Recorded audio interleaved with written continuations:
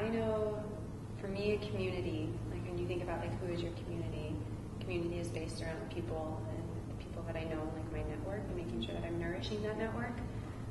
So I don't even necessarily think of PaperDarts and Pollen as my community. I'm also the board chair for Young Nonprofit Professionals Network, so that's also another community that's kind of intersecting in my life. And all of those organizations benefit from my community, and my community feeds those organizations, but there's like something, they are kind of separate. I think about just like being involved, like there's this idea of showing up that's really important to me.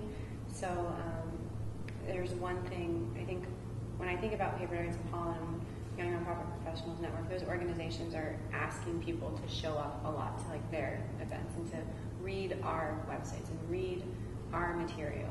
But to really be a part of a community, how do you show up and where do you choose to show up in other communities? So who are you interacting with on Twitter and Facebook? Who are you supporting? Which events are you going to?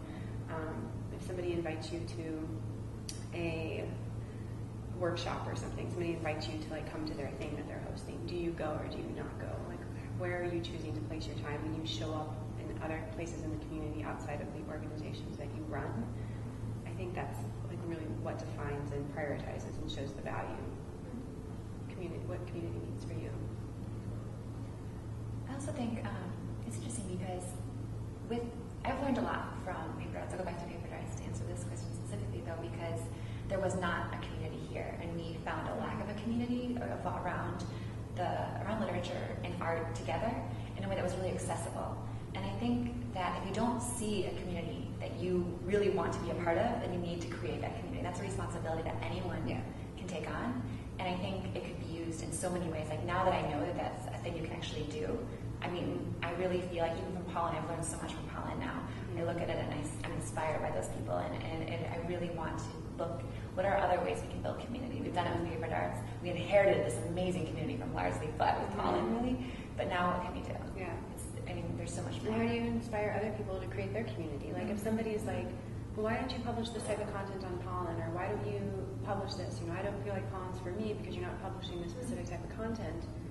Well, then there's responsibility there on that person to take some ownership of that, whether it's not necessarily go out and create your own magazine or something, but maybe, like if you don't see something, don't complain that it doesn't exist. Go out and create the opportunity for it to exist, and then supply and demand will figure out if it really deserves to